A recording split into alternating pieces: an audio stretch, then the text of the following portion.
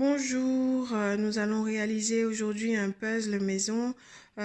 Pour ce faire, vous aurez besoin d'une plastifieuse, d'une feuille à plastifier, d'un ciseau et d'une affiche qui traîne chez vous ou de vieux dessins de vos aînés, voilà, que vous pouvez recycler en puzzle pour les plus petits. Autre option pour remplacer la plastifieuse, vous pouvez utiliser simplement les feuilles à plastifier avec, vous mettez par-dessus du papier cuisson et vous utilisez le fer à repasser. Ça marche aussi. Bon. Notre format étant, j'ai une plastifieuse du type A4.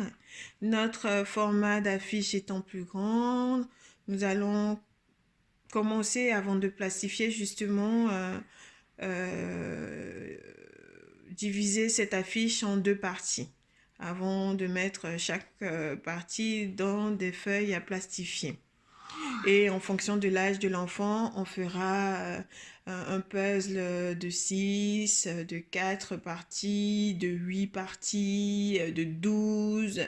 On complexifiera la chose en fonction de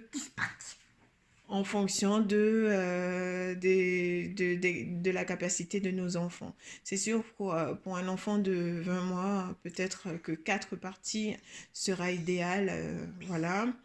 Euh, ou 6 parties. Et pour un enfant de 2 ans, on fera peut-être 6 à 8 parties. Et voilà.